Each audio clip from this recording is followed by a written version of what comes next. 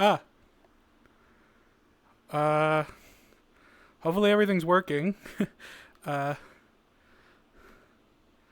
I found some music. I won't be able to hear it. Seems loud. Just need it in the background. Hopefully this goes well. This is only my, technically my third time streaming in VR. First time in a different game. And I have a completely different setup. But hopefully this all works. Because I can't see my my stream elements without opening up a secondary menu in my VR. So, I guess we'll figure it out. I can see chat. And I have notes. The big problem is that you guys are getting a perspective of, I think, my left eye. If I'm not mistaken. Yes, left eye. And I don't know how to make it not do that, so you guys are stuck with my left eye. Okay. We're going to run this as a more, I don't know, educational, I guess, type of stream. Normally, you know, my normal style of the streams are just me rambling. But because we're covering a serious topic, we'll be a little bit more serious. As you can see, we are in a virtual firing range, thanks to Hotdogs, Horseshoes, and hand grenades.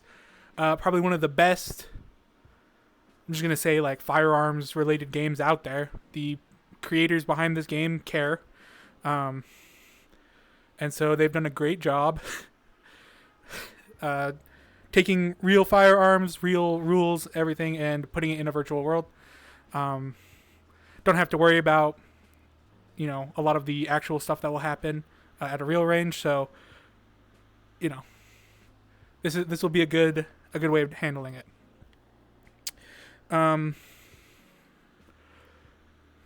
As for me, I'm kind of a no one, so you might ask, oh, why are you qualified to teach this? Good question. Dude using a picture yapping on his screen might not seem like the highest qualification, but in actuality, I am a certified school, like, trained gunsmith. Whoa, my VR's freaking out. That's fun. Hello? Okay. Anyways, so I did go to school for this. Part of it was general firearms knowledge. So I am educated enough, I believe, to educate other people. I'm sure there's other people who, you know, spend more time actually working with the firearms. You might be able to argue that they may have better qualifications. They're not the ones doing this, though, so, you know, you kind of deal with what you have. Other than that, I mean, I do take firearms very seriously. It's something that I've been interested in for a while now, and so, you know, I do think I have a decent understanding and I'm able to communicate a lot of stuff very well. I keep looking over here. You guys can't see it. I keep looking this way because I have notes on a screen that I can see virtually. So, excuse me looking off into a random wall and then up at the ceiling. Whoa, my controls are all messed up. Okay, so this range might look kind of funny. Let me just again show. This is a virtual firearms range. No real weapons here. You know, no one can possibly get hurt. Well, I say no real weapons. I technically have some on my real world desk over there, but, you know, whatever. My stream room is also my gunsmithing room, and like I said, I am a professional gunsmith, so, you know, anyways. Those weapons are out of reach. There's no ammo in them. Again, no worries anywhere with that stuff. And that will lead us kind of into how we're going to start this lesson, and it's going to be general firearm safety. So, we can demonstrate this with a real fake gun. A classic 1911, sure. That'll be perfect for this. Okay. So we'll take these over to our virtual shooting desk. So one of the the problem is I'm moving in real life, but my notes are staying where they are because they're not tied to my in-game position. They're tied to my real life position. So now I can see them. So first, you'll generally hear people say that there are 5 rules to firearm safety. They can really be boiled down to don't be stupid with your gun. And you're like, a lot of people who will know will say that's a real oversimplification. But it kind of is the truth. Guns are not toys. They are tools, and they can be very dangerous tools. It's not something you mess around with. It's not something you play around with, because they have the possibility to do some serious damage. That doesn't necessarily mean you need to be scared of them. A lot of people do see firearms as just tools for murder, and that creates a lot of fear in people. But again, they are a tool with a purpose. You should show a certain amount of fear and respect for a chainsaw, a reciprocal saw, a bandsaw, anything that has something moving very quickly can do a lot of damage, especially to the person using it. Firearms are the same way.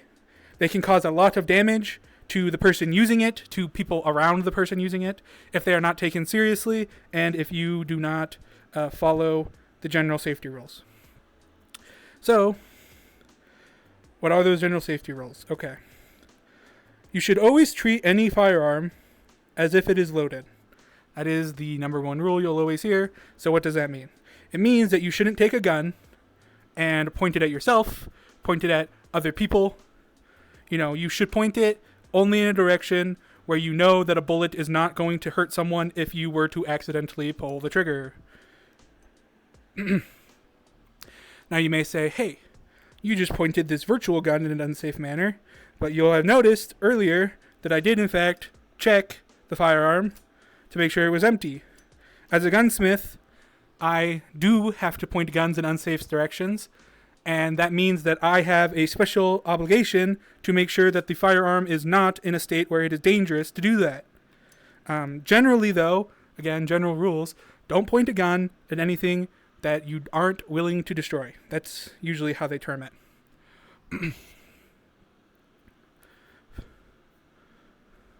Sorry, I got notifications on my watch. So that's the second rule.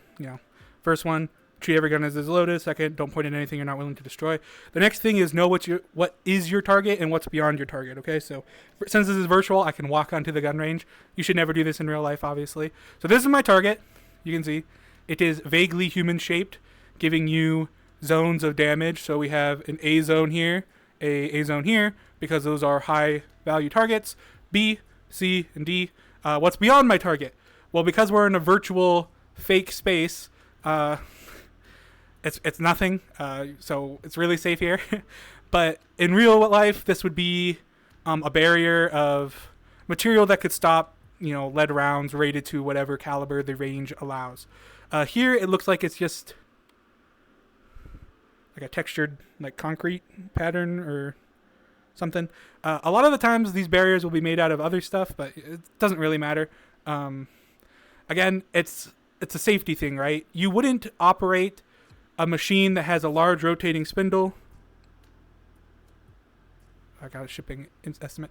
You wouldn't use any machine that has a large reciprocating blade or anything with loose clothing or gloves, right?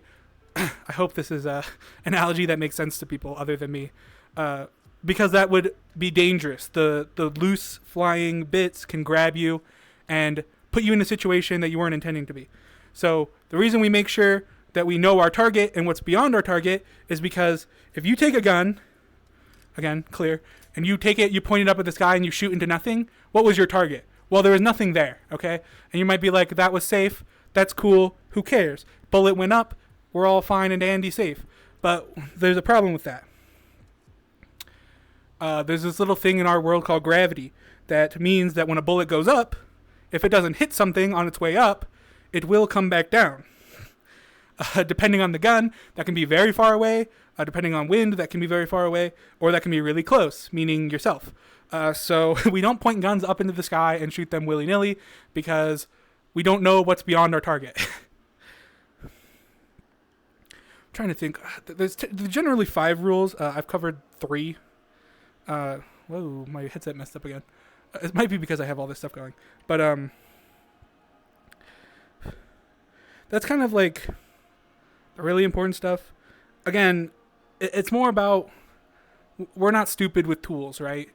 You're not going to swing a chainsaw at someone. You don't swing a gun pointing at someone. Oh, I grabbed the wrong area. You don't point a gun in someone's general direction. And yeah, you know what you're going to hit. You know what's beyond what you're going to hit. And you treat the guns like they are a dangerous weapon, because they are. I can reset this. Trying to think if there's anything else I need to cover in this section before we move on. Again, it's just important to know guns are not toys, but they are not scary, right? You can have a level of respect, and some people might call that level of respect a type of fear for them, but you should know that this gun, as it sits right now with a magazine over here, is nothing more than a very expensive antique hammer. This really can't do anything because there's nothing in it. Not only that it is virtual, but again, it's clear. You can, whatever. And it's safe for me to say that because I've guaranteed that it is in fact clear. You may have heard of, what was it? A couple years ago. There was a movie being filmed, and a gun that was supposedly cleared was picked up, pointed at the camera, and mysteriously an action like that happened, and a bullet went through not only the camera, but a person, and that is why we treat all guns as if they are loaded. We respect them. Again, whoever was there was irresponsible, and so was everyone there was irresponsible, because anytime a gun is anywhere and it's not at a range where it's expecting to be shot, you should check to make sure it's clear, because you do not want this useless hammer to transform into a dangerous gun. And see, look at this. Oh, we're back to the state we were, right? There's a magazine.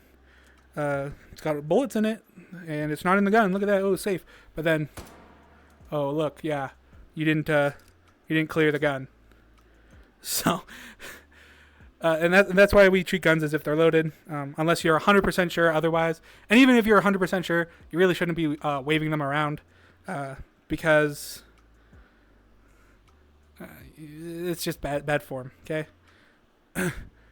They're still, like I said, not scary, but you should have a certain amount of respect for them because they can be dangerous. Same as any large tools. If you ever had woodworking class, I'm sure you heard similar stories of all the scary tools they have there. But yeah, so we treat all guns like they're loaded, even if they're not. Let's see if I can. Hopefully that's not too loud. I tried to lower the volume. I guess that's your big test. If that was too loud, my bad. You can let me know. I can turning the volume down on it, but you can also try turning the volume down on the whole stream, I guess. So, but yeah, so that's where we're starting there. Again, firearms are not inherently evil. They're not inherently scary. But they can be dangerous, so we respect that. What do we got? What do we got next on this list? Since this is something kind of more for beginners, people who don't... Come on, my headset's still freaking out. People who don't know that much about firearms... what I'm going to talk about next is ammunition. Yay. Oh, I guess we might be able to go over some basic terminology here, just because it's faster because we have the screen right here. So as you can see, whoa, there is 4 things that come up when I look up ammunition in this level menu. So what are the difference between these? Okay. Magazines. These are what a lot of people will be familiar with. It is what we were messing with that 1911. And you've probably seen them in every video game that had a gun in it ever, because 99% of them use guns that use magazines. So we can pull out the FAMAS one, just because it'll be easy. As you can see, this is a magazine. It is, well, in this case metal, can be made out of other stuff, usually polymer, which is a type of plastic.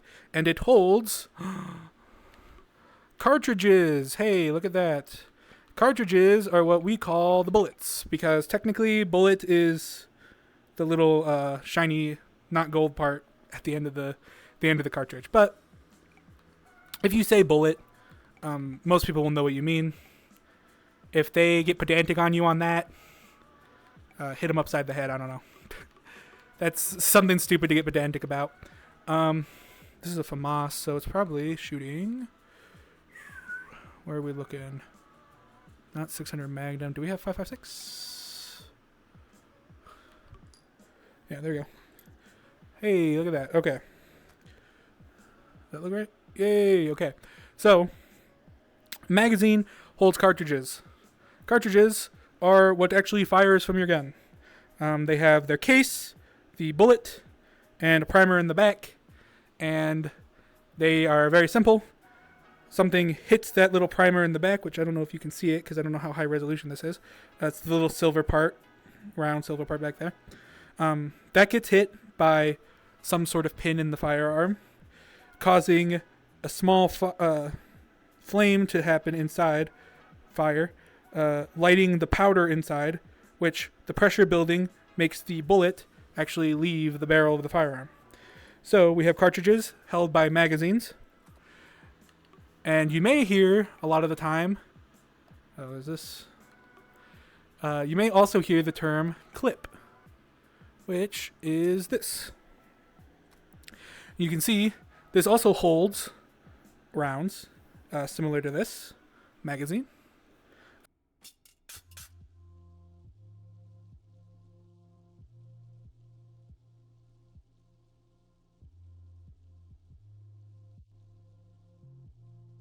Warranty, not our problem. You can buy replacement parts, but we don't know what part you need to replace in order to fix this issue. And I said, cool, amazing, thank you, fantastic. Oh, and the floor is too high now for some reason.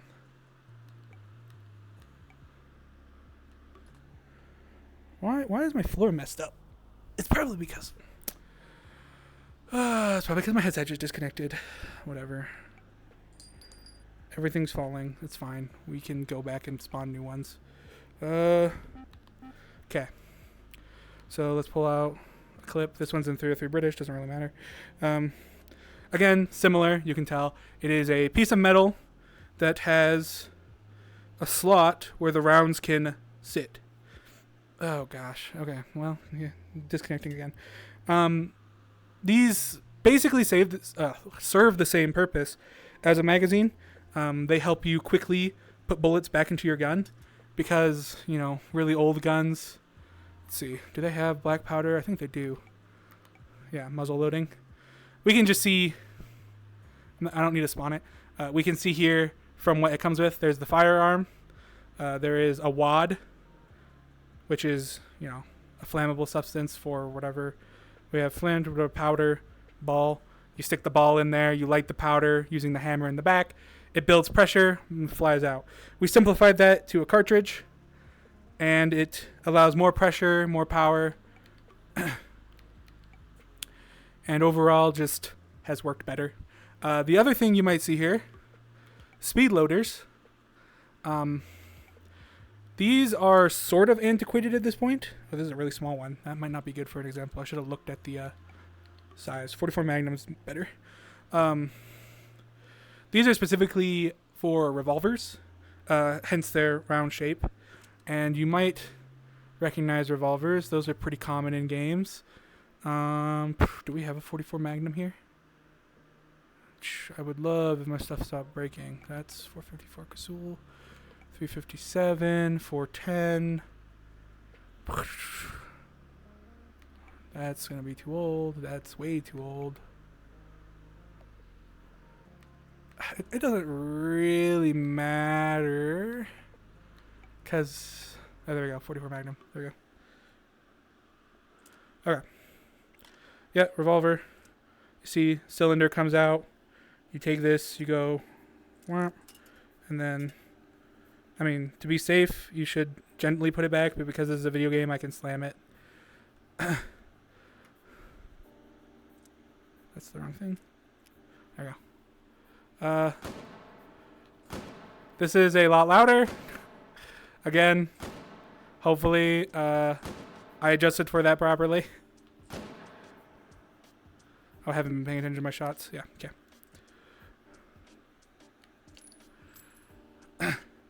So that's what speed loaders are for. Again, revolvers are from a time period a little before magazines. So that's why they existed. It was another way to solve the same problem as speed loaders. It's just that guns could only hold so many bullets. As in the revolver's case, it can hold 5. Most, let's see, where is, oh no, I'm in the right screen. Let's see. Wouldn't be a bolt action. I'm trying to think where this would be. Battle rifle, maybe? No, it's gonna be probably an assault rifle, right? And these designation terms don't really mean much. It's because guns are useful for taking enemy players out of the match, we'll say. Militaries have made designations for them. They don't mean that much, like a battle rifle versus an assault rifle. Usually that's just a difference of cartridge and barrel length. You may hear these terms thrown around fairly frequently. It doesn't really mean that much. Not that big of a deal. There's not that much difference. Most of them operate on the same principles. And doesn't really change much about your basic understanding of firearms. Again, there's a lot of pedantry in the firearms world. Mostly, I don't know if there's really a good reason for it, I guess. A lot of it has to do with just because people like classifying things. Like assault rifle versus carbine. Okay, so an assault rifle, let's see. Do they have... I wasn't paying attention when I was looking before. There you go, the M16, the scary one. Everyone hates the M16, except for everyone who loves the M16. Okay, M16, right? We go to carbines. Oh, where is it? I'm sure it's here. M4. Hey, look at that. Okay, so the M4 and the M16 are basically the exact same thing.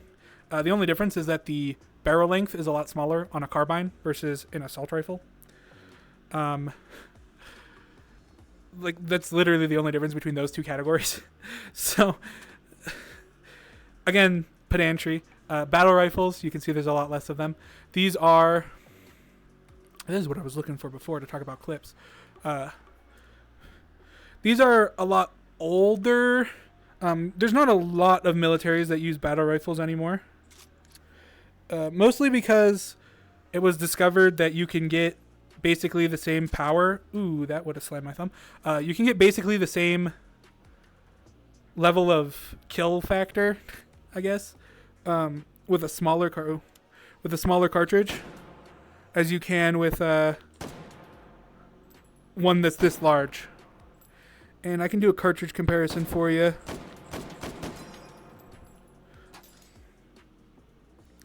So again, these shoot way smaller bullets. These ones also happen to be machine guns, which is another term that might be confusing for people, but again, firearms are a rabbit hole you can fall down. Again, like personal defense weapons, they're smaller. Submachine guns, almost the same thing. Again, this mostly does with cartridge, so the categories are not as defined as people like to pretend they are. And a lot of that actually has to do with, and I'm going to try to keep this more general. You do not have to be someone from the US to know this stuff or to understand this stuff. But a lot of these categories that you'll see here are because US firearms laws and because the US is the largest purchaser of firearms. Right? So a lot of these categories exist either to circumvent or because directly there was some kind of introduction law. Does this work? Oh, yeah, cool. Sorry. Some sort of law, right? So what we see a lot is that these categories, okay, so these ones are mostly due to military pedantry. Stuff like this, also, these ones, also mostly pedantry. Submachine guns are a machine gun that shoots sub-calibers, the small bullet, very complex. Whereas, you know, a normal machine gun, which do they have something just called machine guns? Not really, because machine guns always fall into these other categories. But like I was showing you, the M16 is a machine gun, right? So what makes it a machine gun? It fire bullet fast. Right? So I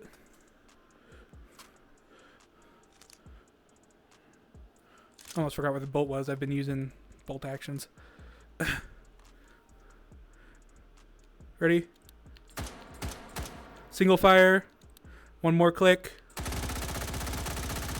Machine gun. Okay, that's full auto. That's why they call it a machine gun. Sometimes you'll hear it called automatic. That's a gray term in firearms because it's used for many things. And it just gets confusing, okay? Where was I in my list? I kind of went off. I started talking about bullets and then I forgot. So there is a lot of bullets. Most of these exist because somebody wanted to make a lot of money. And the easiest way to do that is to create a unique bullet that a government would then need to buy exclusively from you in order to use your brand new amazing weapon system, right? So like, why is there so many 300 blackouts? 300 blackout is actually made for the consumer market. Oh, this is a penetrating tip. It's mostly made for the consumer market. It was actually designed mostly for hunting, and you'll see that a lot with cartridges. It's either it was made specifically in order to convince the military to move over to it in a way to get more money out of a government contract, which doesn't usually work out for companies. Or you'll see it filling some kind of niche, right? So here we have 3006, or as you most likely hear it most of the time, 30-06. Not particularly confusing, literally, as you can read here. It is .30-06. The part about bullets that usually gets people is that they are measured in multiple ways, okay? So let's see if I can find an example. Well, okay, we can do this as an example, right? 300 blackout, the .300, that is in imperial, that's inches, because it is an American cartridge made for the American consumer market. 30-06, also an American cartridge made for the American market, mostly for hunting. 308, again, an American cartridge made for the American market. Let's see, I mean, 338 Lapua, I think that's a European one. I'm trying to find something that's more obviously measured in, well, we can do these too, right? 45 ACP. Spawn this. Where did that go? Hey, there it is. American cartridge, made for the American market before World War II. So it's old. It's still around. People still like it. And it's direct European. Well, actually, probably the most direct European competitor would probably be 10 millimeter. But 10 millimeter is technically an American cartridge also. It's just measured in millimeters because sometimes we do that here too. It's funny, I guess, for us to do both. So as you can see, whoa, very similar. This one's a little chunkier. This one's a little thinner. The most common that you'll find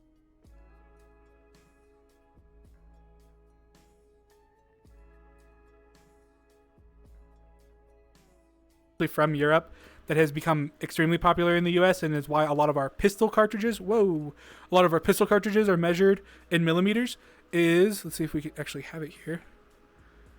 It's 9 millimeter. I don't need to keep that secret. Often referred to 9 millimeter Luger, just 9 millimeter, 9x19, 9x19 Parabellum. It's all the same stuff. The reason we specify 9x19 is because at one point some Russian decided that it'd be really cool to also make a 9 millimeter that isn't compatible with the other 9 millimeter. I think they were technically developed around the same time. So I don't think it was directly designed to be hostile. Here's 9x18, which, yeah, 9x19 though. This is the most common. I think it was this one, because I did not have a steel jacket here before, but this one appears to be a steel jacket. Okay. You can see, again, oops, put that in my inventory. All these bullets are really similar. They do matter. Your gun will be marked, your firearm will be marked in its caliber, and you generally should stick with that. There's been multiple times where an American cartridge, let's see if I can find this. I don't know if they would have both marked, though. Probably not in this game. I assume probably not.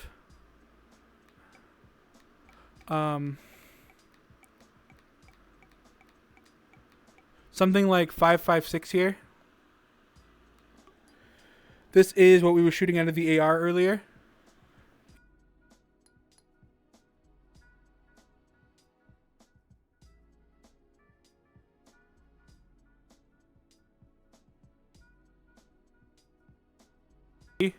Remington, 5.56 NATO and 223 Remington are technically the exact same cartridge. That is debated by some people, but they're the same.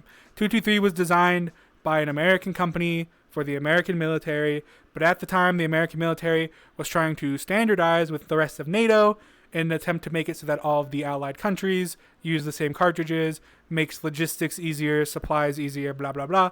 But America fell in love with the 223, and so they adopted it for their firearms, and it is literally the exact same as 5.56 because they just took it and put the European numbers on it so that the Europeans wouldn't complain about having to use metric, and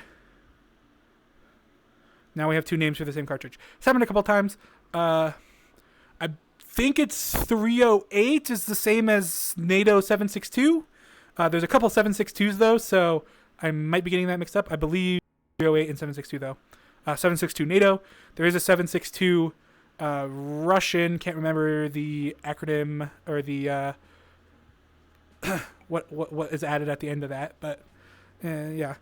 And again, a lot of the time cartridges were made because, well, there's two methods behind older cartridges we don't see as much anymore. Because most of our modern cartridges are specifically designed for easy compatibility with our allied countries. The reason Russia uses a different 9mm and a different 7.62 is because they wanted to avoid the compatibility so that if a Russian troop gets injured and their weapons get captured, the enemy does not have an immediate means to use those weapons. And that's a lot of older cartridges. So when we were looking at this list here, you could see like there was Swedish and, you know, other countries that were labeled specifically for their special versions of cartridges here. A lot of those are more modern names in order to help better distinguish these cartridges. A lot of the time, like in Russia, you're probably not going to find any guns shooting 7.62 NATO. So if they say a caliber is 7.62, they're most likely referring to Russian 7.62. In the U.S., we do have a lot of firearms that shoot both 7.62 NATO and 7.62 Russian, and so we do have to make those distinguishing. We have to distinguish those. But you can see stuff like here, like right 7.63 Mauser, 7.92 Kurz, and again, those are because a country developed that gun and they developed an ammunition that would work with that gun, and eventually those firearms fell into the civilian market, most likely because the militaries were upgrading and they got imported to the U.S. They had to specify because there's a ton of guns that use calibers that are very similar, and that's where those designation comes from. Mostly because people hate saying the full name, 7.62 by 54, like 9 by 19. It's just more annoying than anything. And so a lot of people like giving stuff special names. 7.62 by 51, 7.62 by 54. Yeah, there's an example right there. And again, most of these cartridges, it's pretty easy. The bigger the number in the front, the bigger the actual bullet. That is usually what they're marking, the bullet here. And then the second number is usually the case length. Like the full cartridge length, I guess, not technically the case length. That's not always the case, but generally, if you see something like that, that's what they mean. I can't say that they're always that way because there's some exceptions to that. But for the most part, that's how these cartridges work. Bigger numbers, bigger rounds. Like here, 22. This is 22 long rifle, very small. And you may remember this, this is 300 blackout, huh? What happened to my 5.56?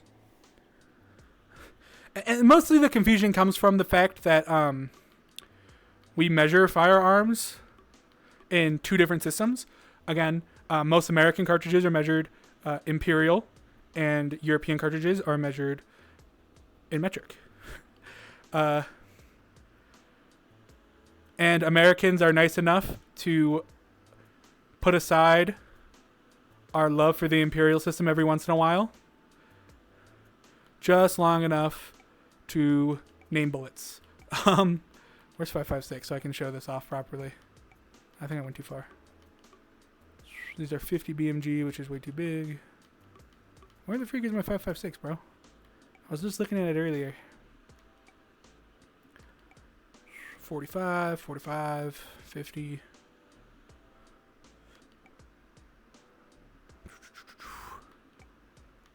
Was it really past this? Oh yeah, here we go. Now we're in millimeters. There we go. If you look, the tips are actually about the same diameter. That's because this is measured in imperial. This is measured in imperial. They're both, this one's 0.22. This is 0.223. So even though the cartridges are vastly different, the actual size of the bullet is the same, which is what the first number indicates. Again, it can be confusing, mostly because a lot of people who talk about guns will just throw numbers. Like they might say, oh yeah, this gun's 50 BMG. And you're like, what the heck is 50 BMG? That's a slap round. Do they have a normal 50 BMG? Whatever, it's fine. 50 BMG is actually half of an inch, because again, imperial. And so 50 BMG is a lot bigger than 0.556, because 0.556 is 0.556 millimeter, or is it 5? It's 5.56, whatever. And 50 BMG is...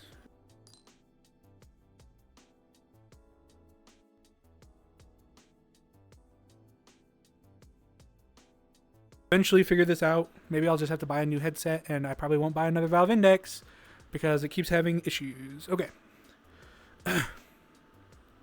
And you may see all of these lists. A lot of these actually are the same.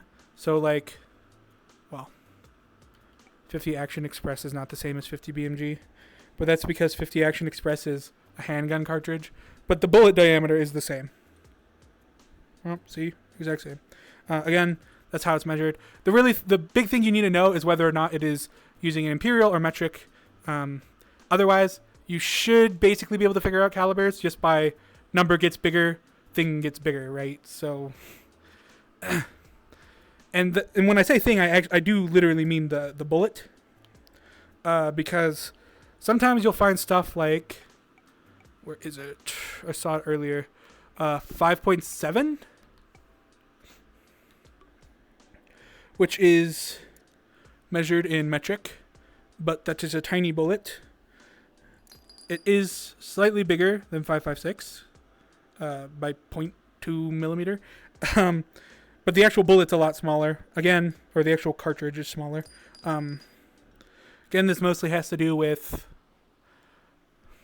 countries making standards. And that's mostly where a lot of confusion comes from with bullets. So that's probably where we're going to stop the bullet discussion. Any questions, obviously, throw them at me. I'll try to help. But this stuff is mostly just confusing because there was no standard for a really long time. And then there suddenly was a standard. And now there's like 100 standards. And so everything has names and everything has blah, blah, blah. And that's why we have 26 pages of cartridges. And a lot of these cartridges are actually the same, like 300 Blackout AP, 300 Blackout, 300 Blackout FMJ. These are all the same cartridge. Oh, shoot. Let me, just to make sure we don't get confused here. 300 AP has a black tip. It's armor piercing. 300 Blackout is the standard. 300 Blackout FMJ is full metal jacket. Just means that the entire end, because bullets are made of lead. You may have heard when people shoot, they say they are throwing lead downrange. That is because the bullet is made of lead. And you may look at this and say, that does not look like lead. And that would be very observant because it is lead coated in copper. I'm not sure if that would be uncoated. Okay, yeah, the tip isn't coated. Lead, copper jacket, lead, copper jacket. So normal bullets, a lot of the time, they may be partially covered like this. They may have no cover, like 22 I showed earlier. The reason it was gray like that on the tip was because it has no cover. It is plain lead. Full metal jacket means that the covering covers the entire thing, or it's a jacket on the bullet, and it's full metal. No one... you may say that gun people are confusing, but they are nothing if not creative with their names, okay? And then this one's called armor piercing because they replaced the little tip. Instead of being exposed lead, it is a penetrating material that can penetrate armor. Hey, armor piercing, crazy. Incendiary has a different inserted tip, and they do like to color code these because military. I'm sure you can guess what incendiary does. It starts fires. JHP. I'm not sure I know what that is. Jacketed hollow point. Okay, yeah.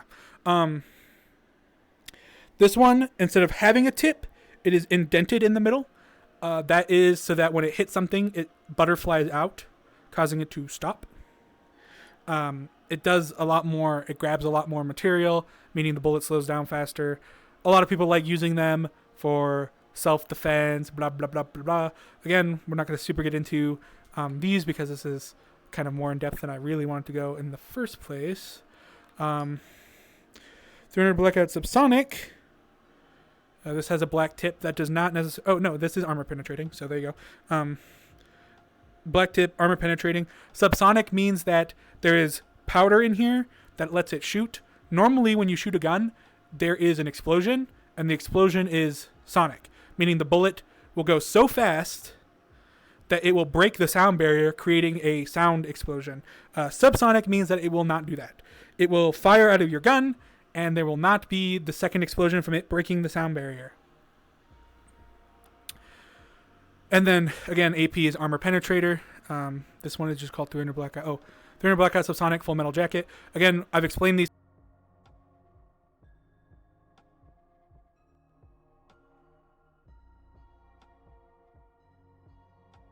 Don't see this. You probably won't even see full metal or like hollow, any of that stuff. Very unlikely that you'll see it, mostly because they didn't produce stuff like that back then. Let's see, subsonic jacketed hollow point. Tracers.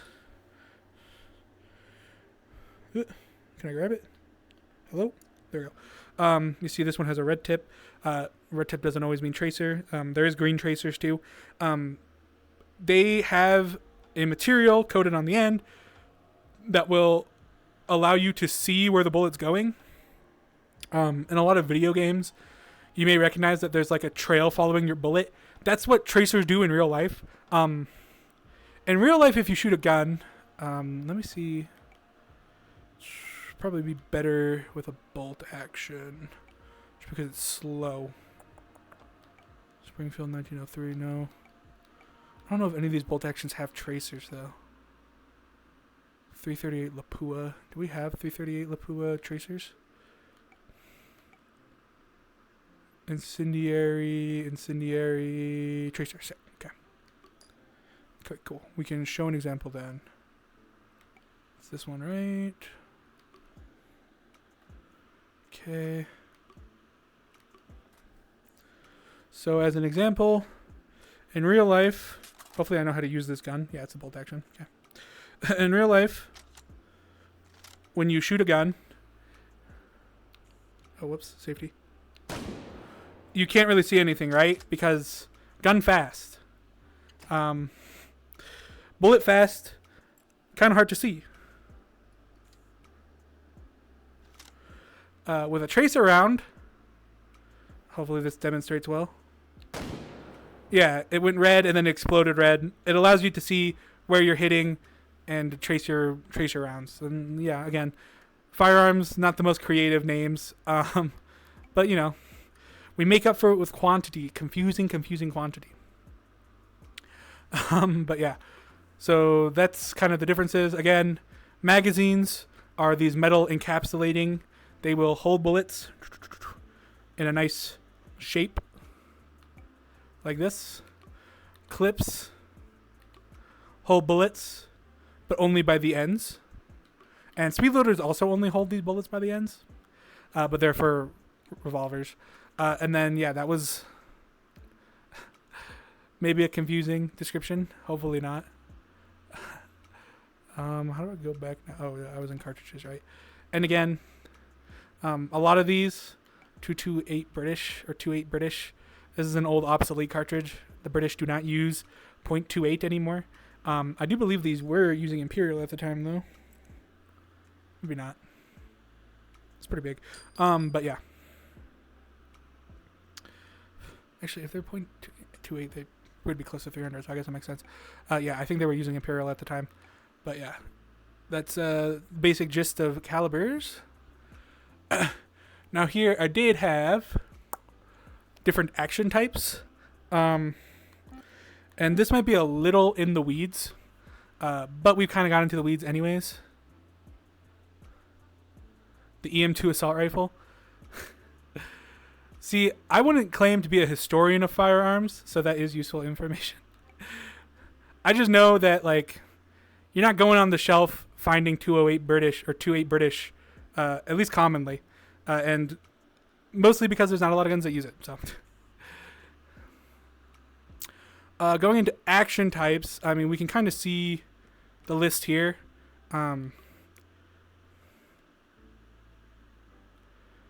It's not the easiest thing to discuss in VR because I can't really demonstrate fully how these work. And I also don't have all of the actions memorized. Now, when people say actions, they could be referring to two things. Like we're saying here, like a lever action. This is a gun that you manipulate a lever to manipulate its operating system. So, let's spawn this real fast. This is a kind of crappy example. How do you... The problem is... I don't remember how to do this in this game. But to operate this gun, you have to pull this lever down. That will cause the shell to eject, extract, eject, and then put your new shell in. You can see it right there. And I would demonstrate that, but I'm bad at remembering how to do stuff in this game. I did technically partially demonstrate it there, but that's not how you're supposed to do it. In fact, that's not really good for lever actions to do them that way. So yeah, a lot of the time when people talk about actions, for lever actions, you hold with both hands and push your firing hand forward. See, I thought I tried that. Oh, no, I guess I'm stupid. Okay. Well, I guess I can demonstrate it then. So we take a shell. I'm only going to shoot one shot anyways. We load it. Hey, look. We grab it. Didn't count. What? We're going to... See, I'm just being... Oh, wait, I have it loaded. That's why. Obviously. I had it cocked. Yeah. Oh. My VR is messing up too, so now this is permanently attached to my hand. There you go. There is a couple of, like, again, when people are talking about actions, they could mean multiple things. Mostly, you'll hear, like, lever action, pump action. But this could also be referring to... trying to think of the best way to put this. Bolt action too. And these are all how the firearm loads new cartridges in, right? So on a bolt action, like I demonstrated kind of earlier, you can manipulate the bolt. But if you're more in the weeds, thanks. If you're more in the weeds, you might recognize that there's different types of bolt actions. That's probably getting too far into a beginner lesson, and even though I work on firearms, I mostly work on more modern stuff, and pretty much everything is some form of bolt blowback, gas operated. So once we start getting into this older stuff, it definitely gets more into the weeds. For beginner stuff, you probably don't really need to know the difference between different types of bolt action systems, or I don't think there's actually... I don't know if we make distinctions in lever actions. Pumps don't usually have much distinguishing features either. It's a pump action. It's a pump action. It mostly comes with... once we start getting into these more advanced rifles, they'll be like piston-driven, blowback. It gets complicated fast. I would have to have like an actual list probably, because I'm not good enough at remembering things to remember all the different categories. Again, looking at a list I have written up here of other stuff. I had a thing here about firearm naming conventions. Again, naming conventions are a weird one, because there isn't really standards. Generally speaking, there's standards for smaller groups, right? So if we go to assault rifles, the M16 is the 16th military assault rifle. A1 is a variant. A2 is a variant. A3 is a variant.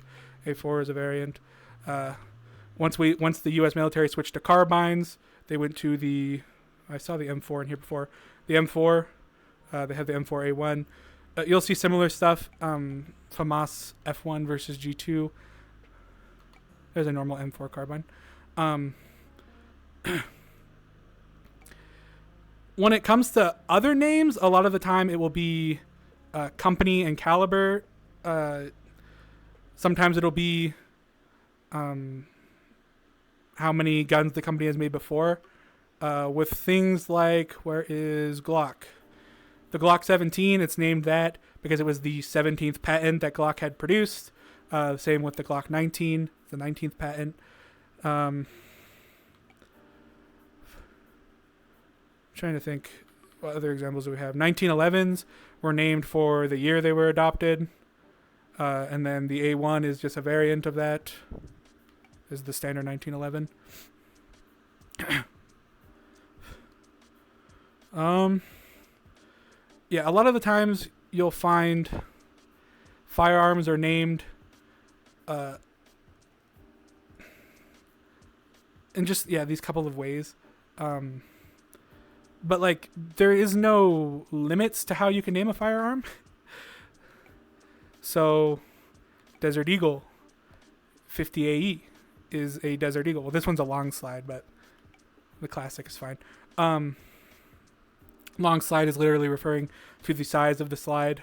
I guess I can demonstrate that. Oh, tried to grab it, but it didn't work. But we can, not tutorials, spawn object. Yeah, just as a visual demonstration. Desert Eagle long slide. The slide is long.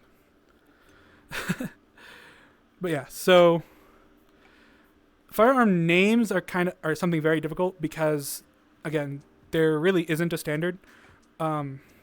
With military stuff, you will find some standardization, but that's because they're military. They prefer to have some way of tracing things. I have Zip 22s in this game. But once you get into like the consumer market, especially, a lot of the time you'll see some reference to the caliber or the manufacturer, and that's mostly what you get for names. This game kind of avoids full brand names, which every game does because, yes. But yeah, that's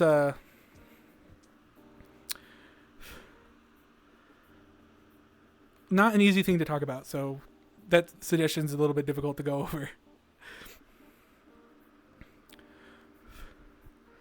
Let's see.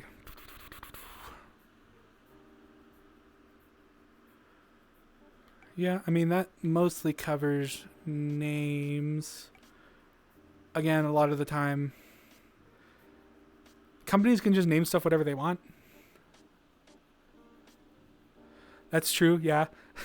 Civilian versus military naming conventions. And a lot of the time that does have to do with that technically the civilian name is the correct name for the firearm, and that the military designation just comes later for their records, and those can backtrack back and forth. I kind of talked about that earlier with the M16s, because the M16 is a military designation for the Colt pattern AR-15 rifle, and that can be argued. Some people like to argue that the AR-15 is different from the M16 because M16 is fully automatic, the AR-15 isn't fully automatic. But realistically speaking, the original AR-15s produced by both Armalite, which is the company who produced the original design, and then Colt, who bought the patents off of them, were fully automatic. And Colt decided to start naming the non-sporter versions M16s even on the consumer market until machine guns were quote-unquote outlawed. Yeah. But realistically, they're the same firearm. So the same thing with the M4. This is just a designation for the marks or the carbine version of the M16 or the AR-15. How do I keep losing these in this menu? I feel like I'm going crazy whenever I open the carbine menu specifically. I mean, there's an M4A1. I mean, it's the same thing, whatever. Yeah. Again, like I said earlier, I mean, if you look at them, they're pretty much the same gun. Slight differences. You'll see a lot of the revisions, too, change that. But overall, a lot of the times when a gun does have two names, it's because there's a consumer name that's most likely the manufacturer name, and then the military adopts it and gives it the military designation name. Both names are technically correct, but I'm sure there will probably be a lot of sticklers who would say, like in your example with the P320 and the M17, that it's not an M17 unless it was military issued. I think SIG sold some P320s as M17s, so I don't know how that would work to a lot of people. A lot of the times they are marked. I don't know if they are in this game. and I can't read because my VR headset's messed up. But with military designation contract stuff, yeah, M17, yeah. I mean, it's the same thing like the M4, right? That when it gets military designation, they give it the number. Like the M16 was the 16th rifle. The M4 is the 4th carbine. M17 is the 17th pistol. But yeah, it's those designations don't mean as much really because they're the same. It's mostly just because of military. So names are always, I mean, yeah, names can be anything. You could make a brand new gun and name it the Butt Sniffer 10,000, and everyone would just have to accept that that gun's called the Butt Sniffer 10,000. So names are something that you can't super go into. A lot of the times there'll be a lot of older guns or something like this, the 1860 lever action. Most of these would have had a brand name in front of them.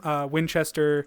I think Henry in the modern day names their guns with their name and then the model number. I could be wrong about that. But yeah, that's what we'll see a lot of the time with firearm names. The Henry 1860. Well, because Henry is technically a company producing old patents from the man who made them, whose name was Henry. But I think Winchester bought most of his patents. Am I wrong? Winchester or... I think it was Winchester. There's another company it could have been, though. I can't remember right now. It was a similar thing that happened to a lot of John Browning's guns, where a lot of them were completely designed by him, and most of the prototypes were built by him, and then he would sell the designs to one of these large companies who would mass manufacture, edit, and then produce these plans. Like the 1911, you don't see on here, it's not called the Browning 1911. It does use a Browning action, but it's called the 1911 because that's what the military designated it when they introduced the original. You can see, yeah, that they did use the other naming convention when they switched to A1 and stuff. And then that's just a gold version. That's the same. But yeah, it's it can get confusing really fast just because there's so many people who have designs. Sometimes the designs are named after them. Sometimes the designs are named after the company, the caliber. Sometimes the names are a complete random.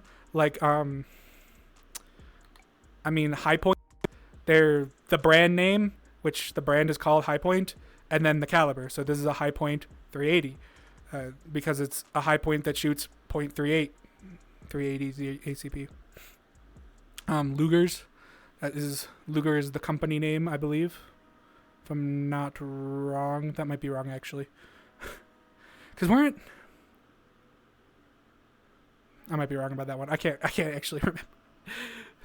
Again, I'm not... I deal mostly with modern stuff, so once you get to the historical stuff, it's probably better to ask someone who is historical. The creator of the guns. There you go. Because I know AKs, they're named after the creator too. That might be wrong. The original creator, wasn't it something Kalashnikov, and that's what they're named after? And we can see stuff like that all the time. Again, it really just depends. Like, I think the Max 9 is made by Silencer Co. There's no reference to that here, mostly because, again, modern brands, I'm sure, don't necessarily want their stuff associated anymore, whatever. But yeah, firearm names. Here's a good example. The Honey Badger. The company isn't called Honey Badger. Yeah, you can name guns whatever, so it's kind of confusing. Most of the time, generally, if there's numbers in the name, it usually is designating the caliber, sometimes the year, sometimes a patent. That's mostly Glock who does patent. I don't know of anyone, I've never heard of another company who does patents.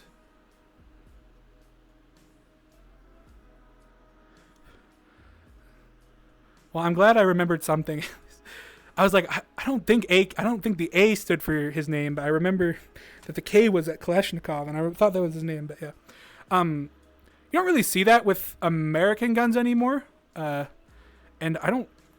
Do you really ever see any guns in the modern day that are named after their creators?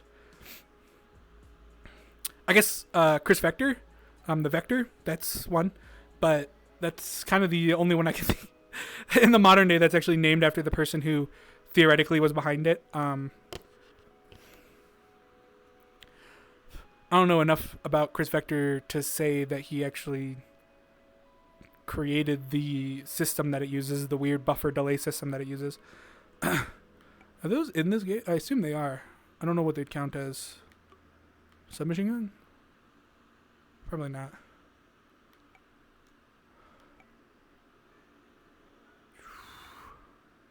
Hey, there it is. Vector 45.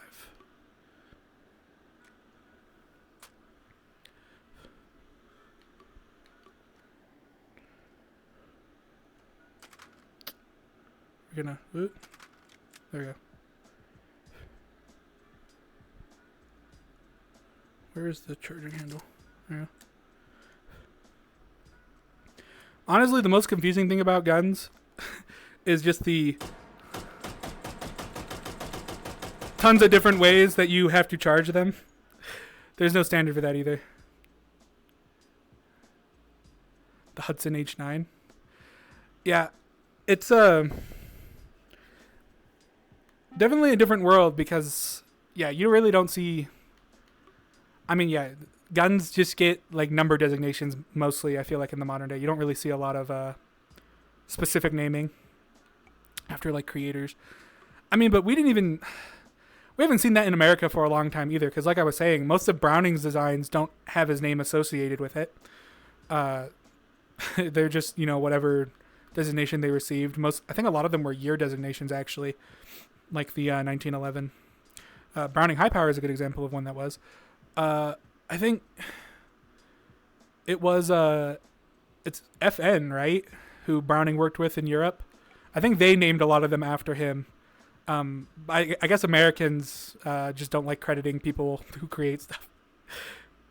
To be fair, though, a lot of modern guns too are all derivative, so it's kind of hard to claim ownership over a design. And maybe that's why we've seen a lack of that in the modern day. Whatever. I'm trying to think. I mean, you maybe could argue Terran Tactical stuff. A lot of those are just modified designs too, but they do label them all TTI and then whatever. But that's still just the brand, not necessarily.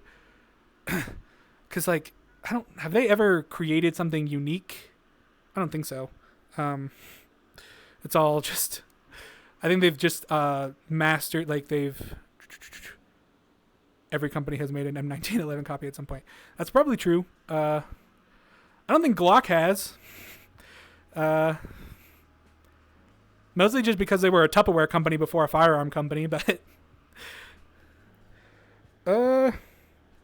yeah, probably most American companies probably have, for sure. And that's kind of the interesting thing with firearms in general, right? Is that once the patent expires, anyone can just copy it, especially the systems in it. And that's why we see a lot of derivatives. Every 2011, and actually most, a lot of pistols are derivative of a lot of mechanisms that were in the 1911. You see that a lot with the AR-10 as well, that a lot of piston-driven systems that a lot of modern rifle have are derivative of that. I don't know enough about AKs, but most of the other AKs that I've heard of are derivative systems based off the AK-47. A lot of them are also just scaled systems, though, so that's not really derivative works. But yeah, it's definitely confusing. The worst part is when it's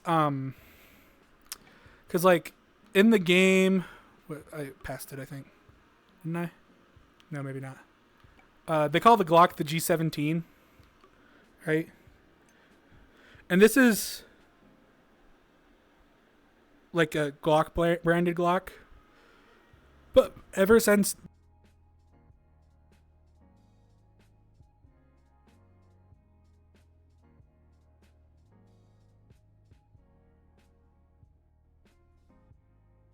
I get why in the game it even makes sense just to call it the, because like this one's probably supposed to be like 3D printed or whatever, right? So then it's like, oh yeah, oh this one's a joke though too. It's got a switch. But yeah, that's why firearm names are really confusing, because there's a million Glock cones out there, and they all have unique names. So like, how do you know, whatever. They'll usually put somewhere that they're Glock compatible, right? Like there was a big company who just released a Glock code not too long ago. I'm trying to think who it was. I can't remember now. But yeah, there's, it's all over the place, man. Let's see, what else do I have on my list here? Naming conventions, that was pretty much that. I covered calibers and fire. Well, I have the question on here: why do so many firearms exist? Because people wanted a piece of the pie. I don't know. It depends a lot of the time, right? Because like most of Browning's inventions were because he was trying to make a better firearm. Probably argue that a lot of firearm innovations were because someone was trying to do something unique, fill a niche. This question's kind of broad in that it's like, why do so many cars exist? Because somebody decided that something wasn't quite right about a car and that there needed to be a new one. I guess in the modern day, you could probably argue that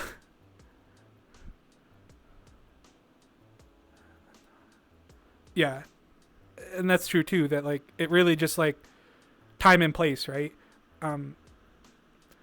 Why was the Luger created? Because the Germans needed a new pistol. Why was the 1911 created? Because there was an opportunity for a new pistol system that was actually like a better functioning semi-automatic. It's why does stuff get hold is probably a better question, because there's probably millions of firearms designs that have just fallen off the tree. I know this game's usually pretty good about having weird stuff. They probably have some weird stuff in here, but I'd have to actually pay closer attention.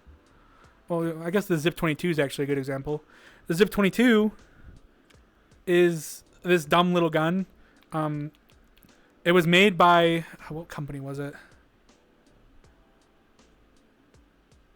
Yeah, the revolvers for performance. And that's why you see a lot of stuff too, because like, the reason we saw police departments all move away from revolvers was because other people had moved away from revolvers, right? There's so much advantage to the 1911, which holds, 7 rounds. And you're like, that's not much more than 6, but you can reload it so much faster that it essentially becomes like a whole new level. And going back to the Zip 22, this bankrupted the company who produced it. This dumb little gun, and it's all of its glory, took a company that I believe was relatively successful, and it just like fell apart because they produced this gun. They sold all their other manufacturing just to produce this gun, and then they sold it under budget in hopes that enough people would want it that it'd be able to recoup the loss and help them, pay back all the tooling and stuff that was required to sell it. And it completely flopped. So no one remembers this gun anymore except for weird people who like weird guns. It was a commercial failure. It was not a very good gun. And stuff like that happens. I thought I saw... Oh, it might have been in revolvers, actually. Oh, that's automatic again. The Dardic. This is a revolver that has magazines, technically. It's an internal magazine, so I don't know how this works in this game. There you go.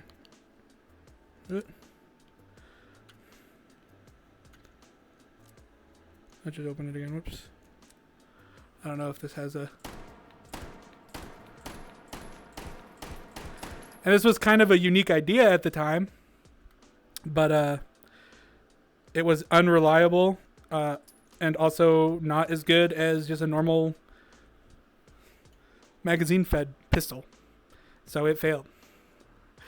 And a lot of firearms just exist because someone wanted to try something. They thought there was going to be a market for it, and there either was or there wasn't. And that's why there's so many firearms, and by extension, so many calibers, because a lot of that has the same thing. Some things are cultural in the U.S. Police departments use very modern semi-auto handguns, but in Japan, police mainly use old snub-nosed revolvers. Yeah, and a lot of that is too because Japanese people don't have guns as easily, right? So their police don't really need something that can outmatch someone with something similar, right? If handguns weren't very prevalent here in the U.S., our police probably wouldn't really need semi-automatic handguns either, because you don't have to worry about people outmatching you in your firepower. And the U.S. has multiple sad examples of times where police departments were behind, and it cost people lives. So there's a reason that police like to stay on top of firearms in the modern day. Other questions here. We had some terminology. I have covered a lot of terminology at this point. Can go over some basic terms you may hear, especially if you're like watching videos related to firearms. One of the examples that people had asked about was flagging. And this isn't, it's not a great example because there's no like easy way to show it, but flagging is just like when your barrel, remember how we talked about barrels needing to be in a safe direction? Flagging is when you don't do that. Like if I point this towards myself, I'd flagged myself. That dangerous, not good. That's flagging. My list is over here still. There's a question about grain in here. Grain can mean a couple of things. A lot of the time when you hear grain, it's specifically referring to actual physical grain of the smokeless powder in the cartridge. It also refers to bullet weight. It's not that important if you're just trying to understand firearms. Just know bigger grain just means heavier, or more power behind it. So like most 5.56, I don't think it's listed here probably, but like a lot of standard 5.56 that you'll find is 55 grain. You can get hotter rounds, which means that they have more powder in them. But yeah, that's mostly what grain is referring to. Never heard it in another context. Does it say here? No. Okay.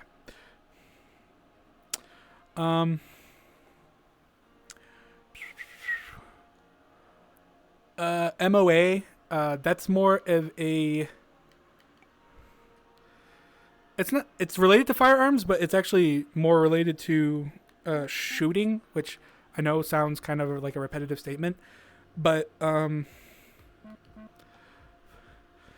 is an abbreviation for minute of angle, and it's literally referring to how close your group of bullets are within an angle. And it's usually referring to your optic setup. So like if you have a scope and how well your rifle can shoot. So your scope and your rifle should have a similar accuracy. So if you have something that's sub MOA, it means all your bullets are closer together. Usually than like, I think it's an inch, right? I'm doing symbols with my hands, you can't see. But yeah, that's usually where MOA is referring to. Because I've just been shooting this as a complete random, this isn't really a good target.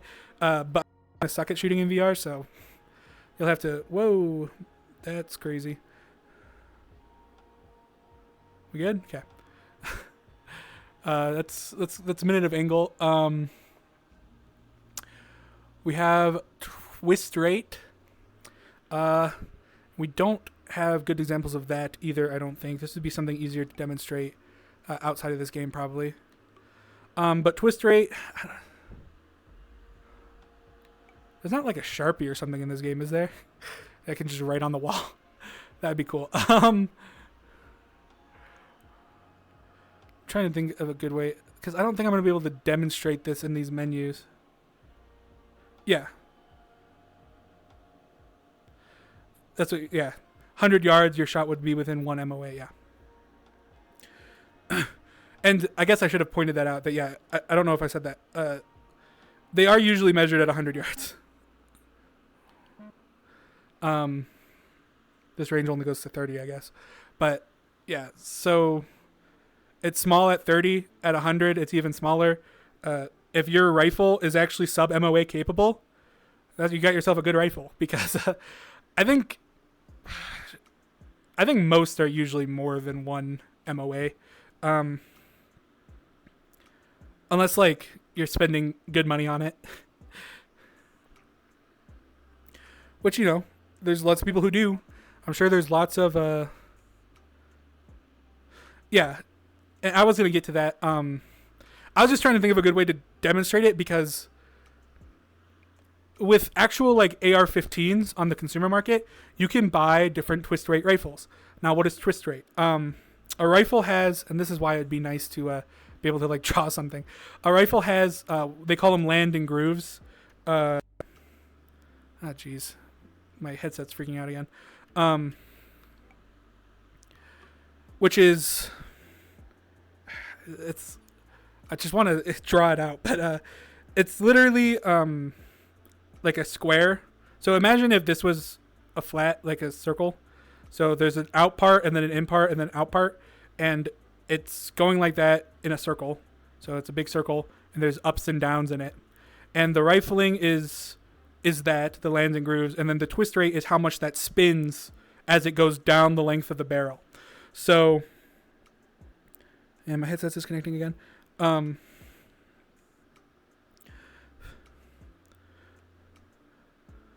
Whoa. So like on ARs, you can get a 1 in 8 twist rate rifle or a barrel, a 1 in 9, and a 1 in 10. And there is ballistic differences, and it mostly has to do with the length of your barrel. So a carbine has less room to start a spin and less room for that spin to affect the bullet, right? So, and that's just because the barrel length is physically shorter. So having a higher twist rate means that your bullet will get spinning faster in that less amount of time, even if it takes more power to do that, right? Whereas, like, back to the M16, which is the M16A4, which looks even more similar, which is funny. It has a physically longer barrel, and 5.56 was really designed for these longer barrels. And I think, if I'm not wrong, the M16 has a 1 in 9 twist rate by default. I could be wrong about that. So that's what it was designed for. Going up or down in twist rate can affect your accuracy, your range.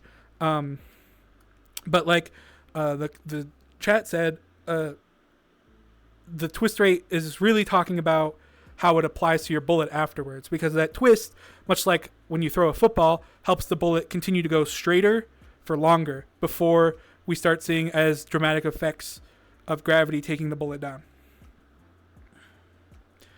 So those are how those are tied together. I'm trying to think if there's anything.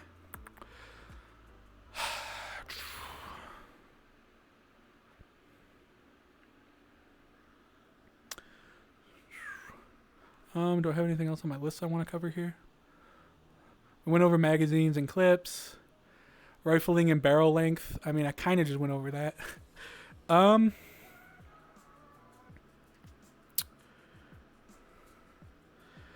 don't think we're really going to be able to demonstrate it. But yeah, so when I said that the M16 was designed to have a full-length barrel, I don't know, is this 18 inches? Might be.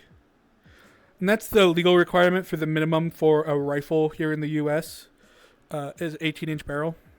Again, I'm not really trying to make this U.S. specific, but that is partially where a lot of these definitions come from. Again, because the U.S. is a large purchaser of firearms, and so a lot of our laws kind of become international standards. So one of the laws here in the U.S. is that for it to be legally called a rifle, the barrel has to be at least 18 inches. 18 inches? 16 inches? 18 inches is shotgun, 16 inches for a rifle.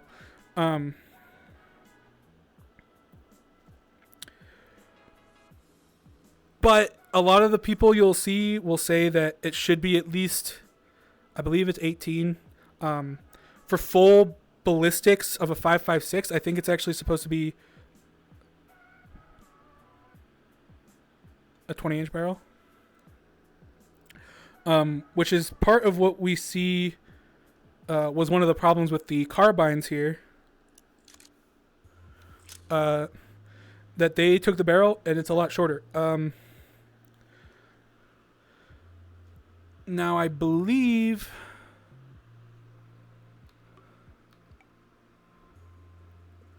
are carbines.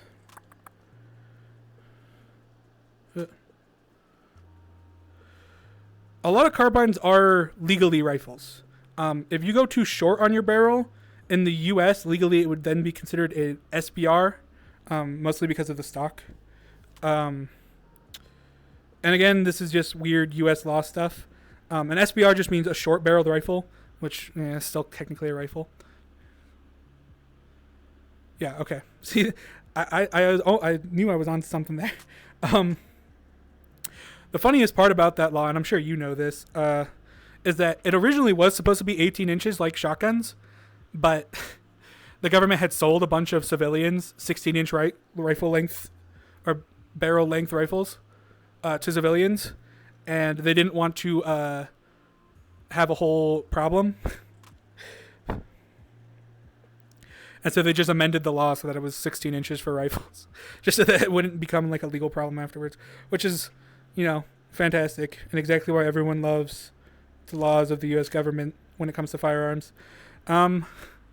Anyways, though, shortening the barrel means that there's less time for the bullet to gain twist and for the pressure to build as the bullet is trying to move through the barrel.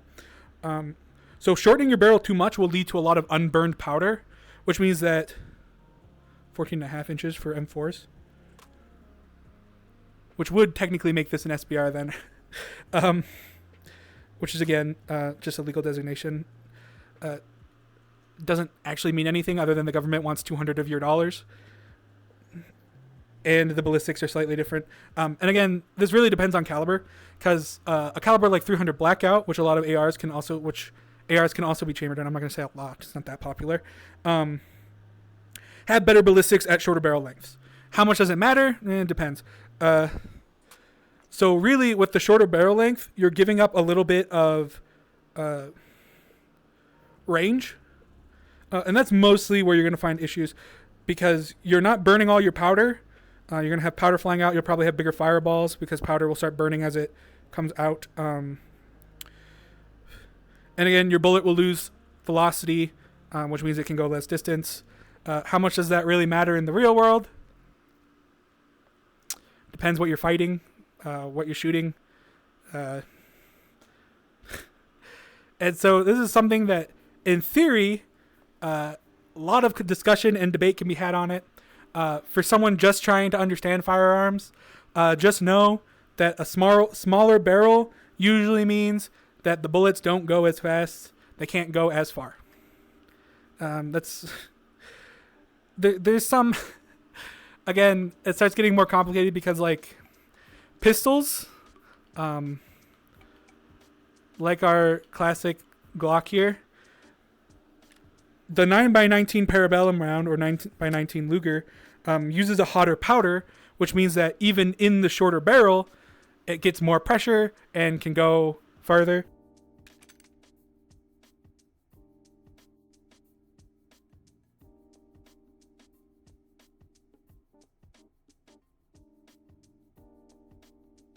Obviously, you are fighting friction. You are fighting other rules of nature. So you can only have a barrel so long before you start having negative effects again. A lot of people will say that, as was discussed here, the M14's 14-inch barrel is too short for 5.56 to be effective. Clearly not. The military has used it effectively for a long time here in the U.S. Are they leaving ballistics on the table because they're losing some pressure and some distance? Yes, But clearly these rifles were designed for closer engagements, so that doesn't really matter. Again, a lot of things in firearms are trade-offs, right? So the Desert Eagle, wherever it is, wasn't it at the end? I guess not.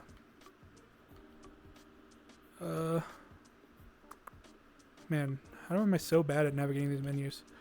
The Desert Eagle may hit a much harder punch than the Glock 17, but it's a lot easier to carry a Glock 17 on you in case you depend on it.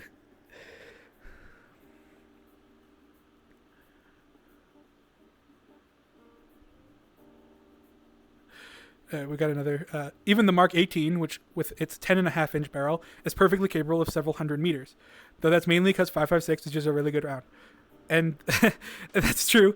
Again, a lot of this, when it comes to like barrel length affecting your ballistics, a lot of it is a lot of theory.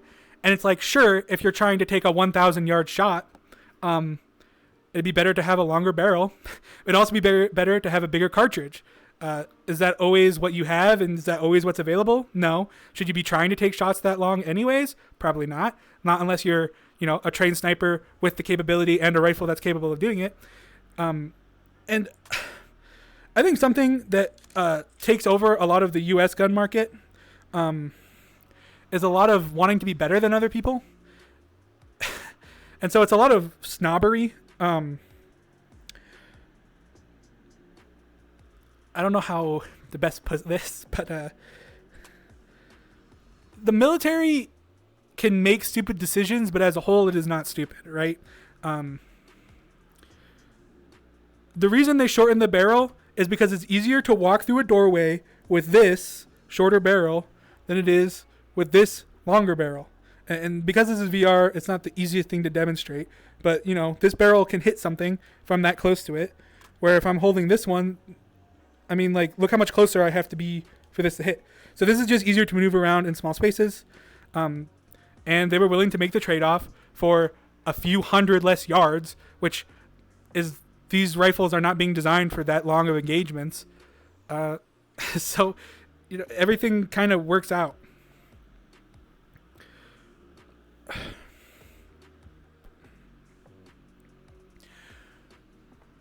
And again, it's been shown that a rifle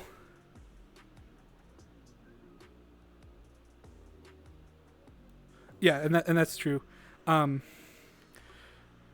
carbines are really a half-step measure for even like PDWs.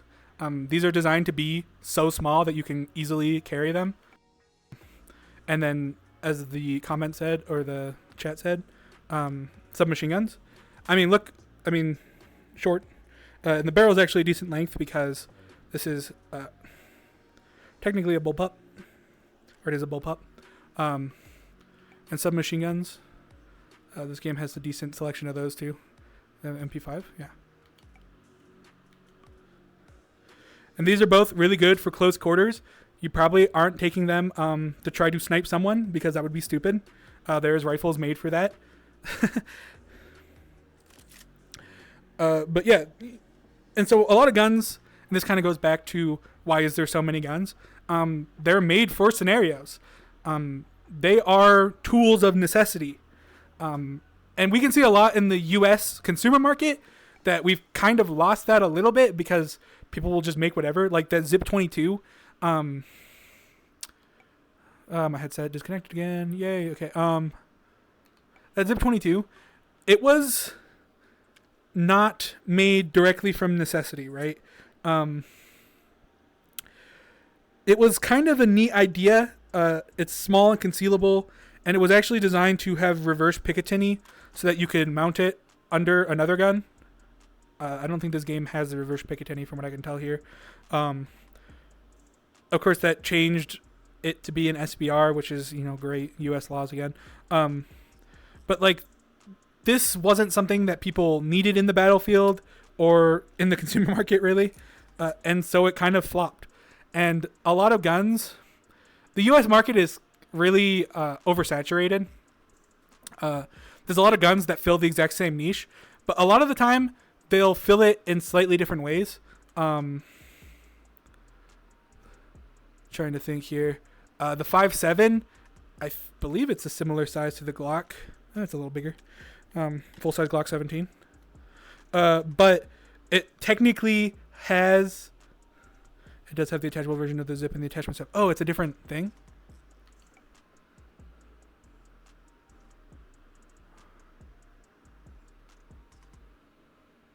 It's gonna be an under barrel weapon. Yeah. There we go. Going back to my 5.7 thing. This is also arguable. It technically holds more rounds that have similar quote unquote penetration to 9mm. That's been under debate for a while now, so I'm not gonna argue about that. But yeah, there you go. That's a good example. This makes it an SBR. Congratulations! You now have to pay $200 to the U.S. government. But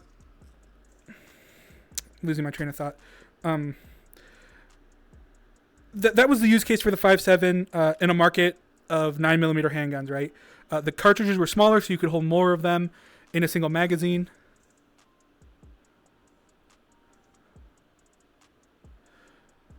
Yeah, the Zip 22 was designed to be extremely cheap.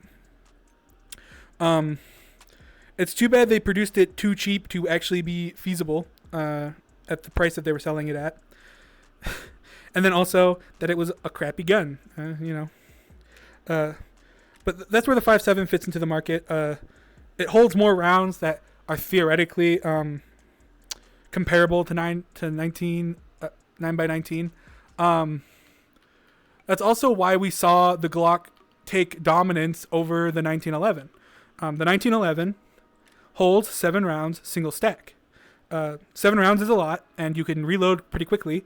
But would you rather have 7 rounds or 17 for something that's technically more concealable?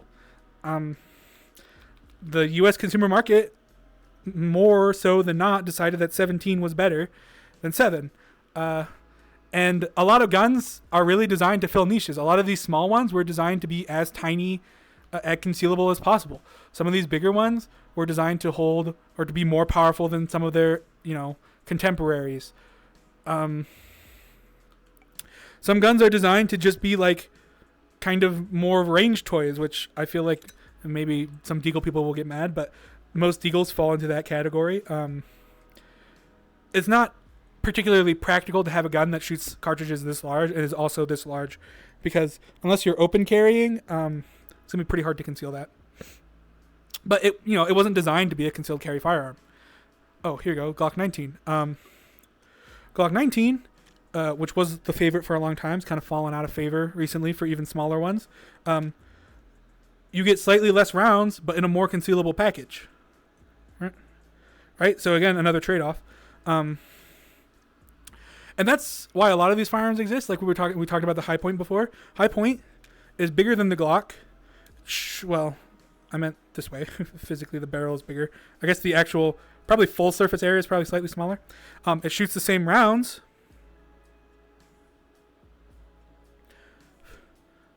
I'll get to that good point in a second. It shoots the same rounds, but it was designed to be as cheap and easy to get as possible. Which there's a market for that too. And unlike the Zip that failed because the company couldn't actually afford to sell them as cheap as they were, the High Points are made to a price point, and so they sell. And the point was brought up here. 9mm started overtaking 45, not because it was cheaper at the time, it is now, but because it was slightly smaller, so you're able to carry more, and it was ballistically good enough that most people would prefer to have way more rounds than what you get in the 7 round of 45, which my 1911 was somewhere. Oh, here it is. So instead of 7 rounds of 45, you get 17 of 9mm, and that's just as good as putting someone down, and you get more of them. So a lot of military went that way too, right? The M17, like we were talking about, the P320, is 13, 14 steps away from the 1911, but the military switched that way Some people might argue, partially because because of nepotism. We won't get into that. The military is fine, just like the rest of the U.S. government. Not at all messing with us. The M9, that's a classic. Comment was brought up here too. 9mm has similar, if not better, performance than 45 in some ways, as well as having lighter recoil.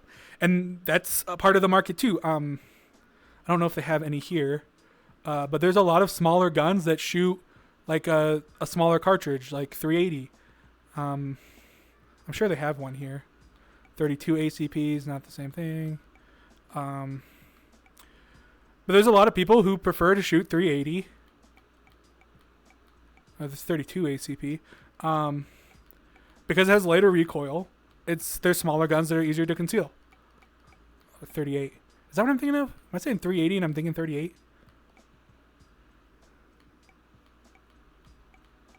Maybe I'm going crazy. Oh, 380. I was looking at a 380 before. Anyways.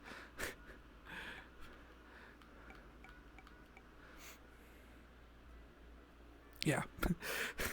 You commented before I stupidly realized that I'd been being dumb. But yeah, there's a lot of reasons why guns exist and a lot of reasons why all these different calibers exist. And most of the time it's, like we were talking about, it's filling niches, right? They have an example here that's probably good. The stamped 1911 prototype. This didn't really make it out of prototype phase, mostly because I believe it was being produced during World War II, and they ended up going with the Liberator, which was a similar idea and even cheaper. But this was just a way to make the 1911 as cheap as possible in order to arm as many people as possible. And you can see they're similar in a lot of ways, and they're different in a lot of ways. But it's a gun that filled a niche, and the niche ended up not needing to be filled the way that it was. And so it never made it out of prototype phase. And there's lots of guns that do make it out of prototype phase because people think that there is a market, and then there ends up not being quite the market that they thought there was.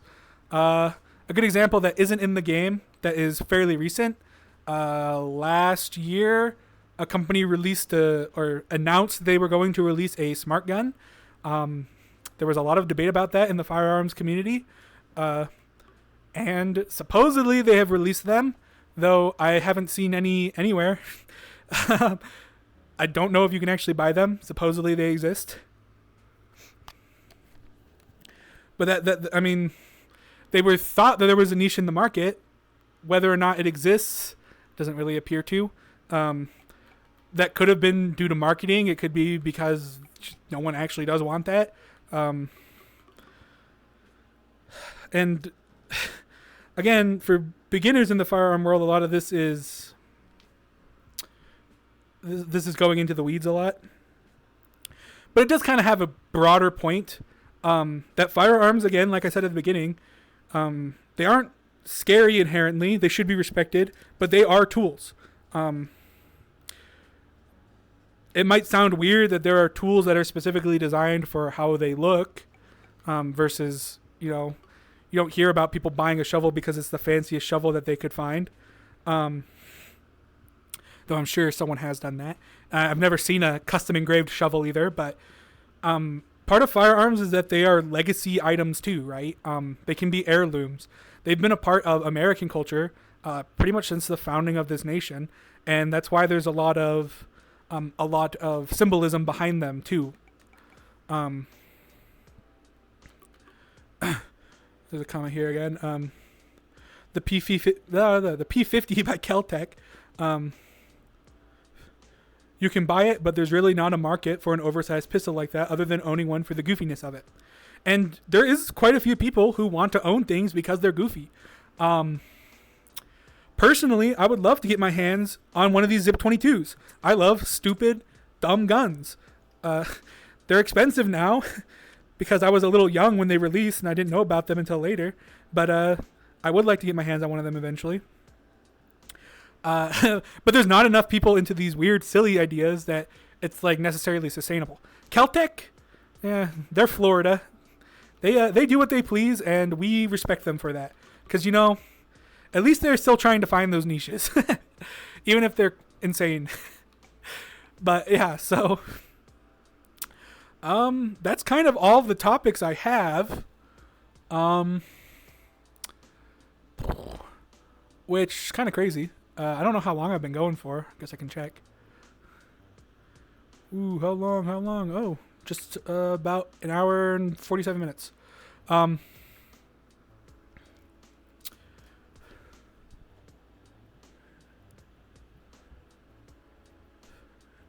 crack that the people at Caltech must be on has some good, given the nutty designs that they come up with. And on a non-firearm related note, I'm pretty sure Florida is the only state that allows cocaine to be used for dentistry. Is it a coincidence then that Caltech is based out of Florida? I'm just saying. Maybe a conspiracy. Maybe not. But yeah, so yeah, firearms are an interesting world, and they're like an infinite deep dive that you can fall into. I'm sure Happy Man 0203 here could attest that there's always more you can find. Even on things that are like well documented, like the 1911, I'm sure there's stuff that isn't as well known as other stuff. Firearms are a complex world. Again, they are tools. They should be respected. They are not scary. A gun cannot hurt you by itself.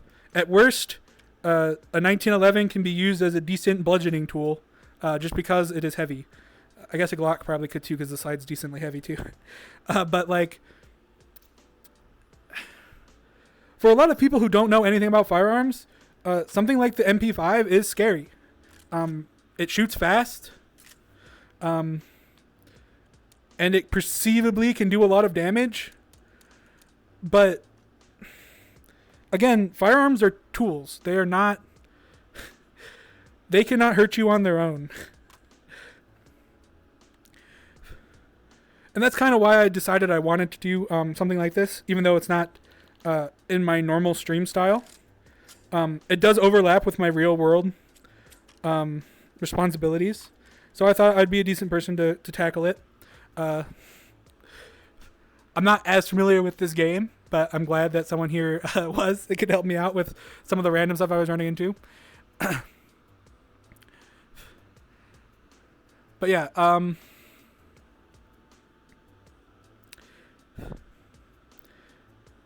I think it's just important to note that the reason that firearms are so respected here in the U.S. Is mostly just due to our history of needing them. And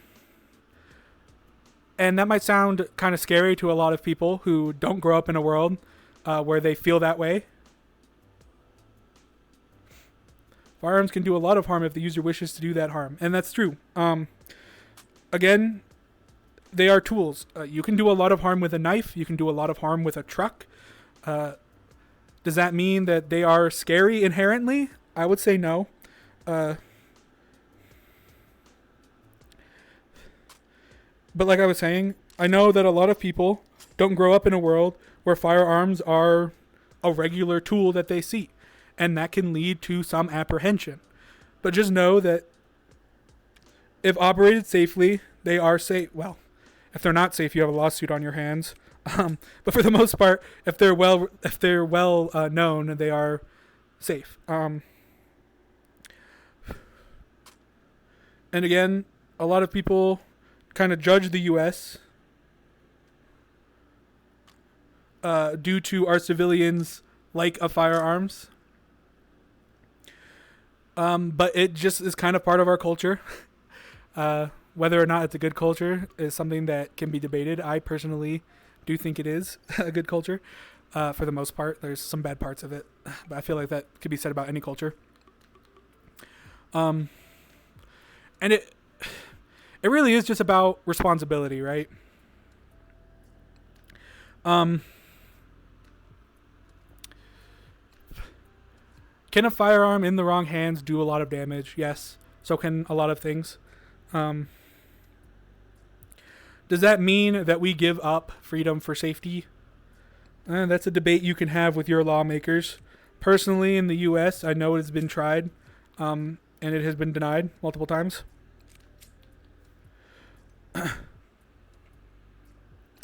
And that's really state dependent. Again, this is not super. We're not getting into the weeds of U.S. firearm law, but just know that firearms themselves, again, are just tools. Like any other tool, they can do good, they can do bad. It depends what you're using them for.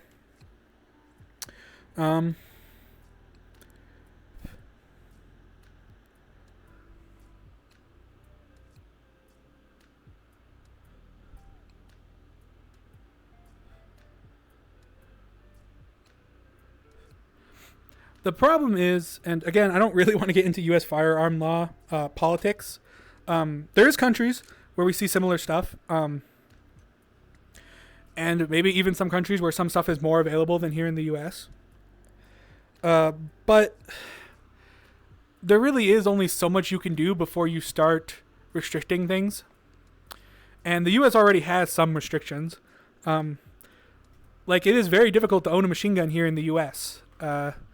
Some people think it's illegal. It's not technically illegal. They're just hard to get your hands on because you cannot legally produce them anymore. At least in a way that they're easily obtainable. And that's why they demand high prices. I keep messing with this P90.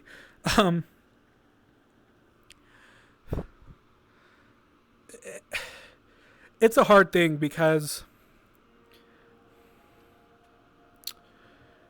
there probably is people who shouldn't be allowed to have guns. And I don't think that's necessarily a controversial statement.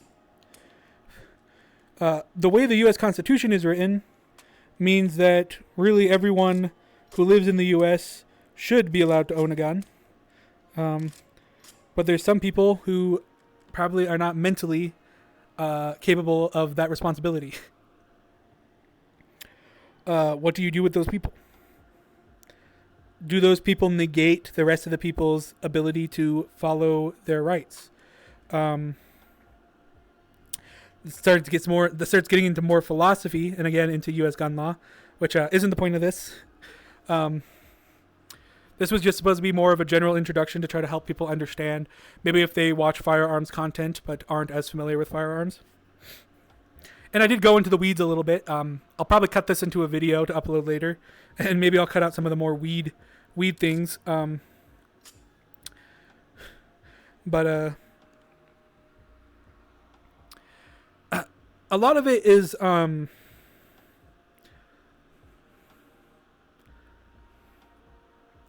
yeah, I mean, there is cultural problems here in the U.S. that I think lead to a lot more of our gun problems.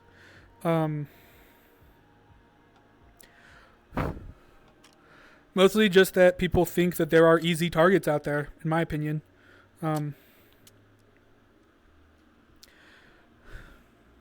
It's kind of sad, but we know that is what most of the people do.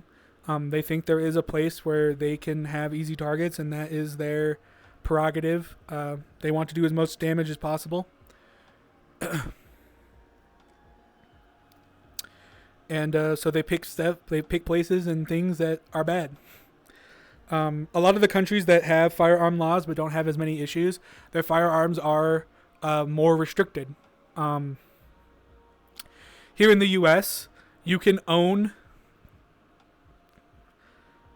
an infinite number of firearms. Well, this might be state dependent, but generally speaking, you can own a significant number of firearms and no one can know except for you and anyone you tell. There are private transfers that mean that you don't have to go through background checks. And as long as the person who's selling it to you thinks that you aren't crazy, you can get your hands on the firearm. Again, there's some states where those laws are different. And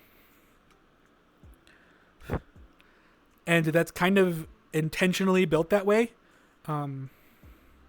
It's a common belief here in the U.S. that firearms, because they are part of our constitutional rights, should not be tracked at all by the federal government.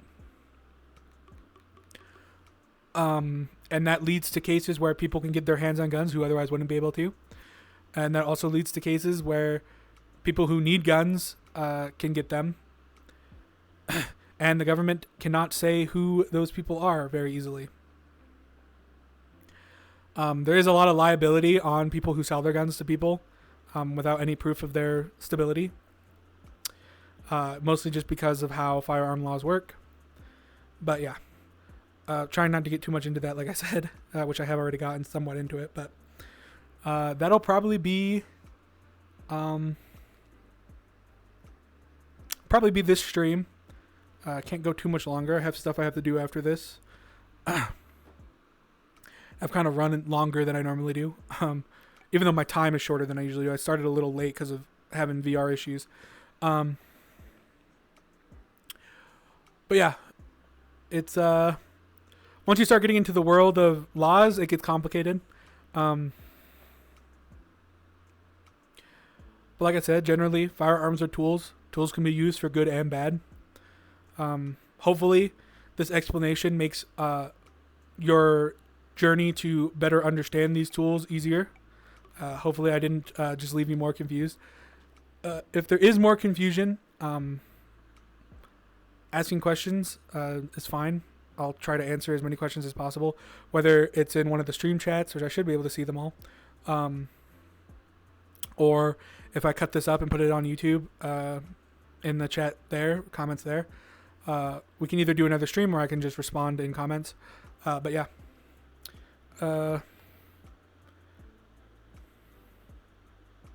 Again, this is just supposed to be a beginner course, more or less.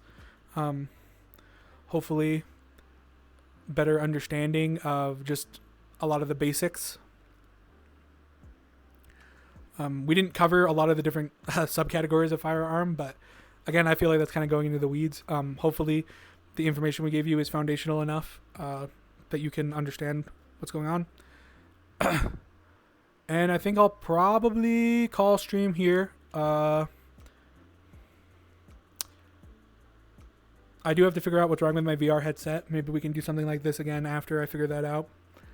Valve was not useful, but we'll figure it out eventually.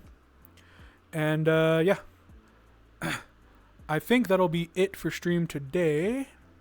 Thank you for anyone who showed up. Thank you, HappyMan0203 for commenting and corrections and helping me with the game. Really appreciate that. Otherwise, that'll be it.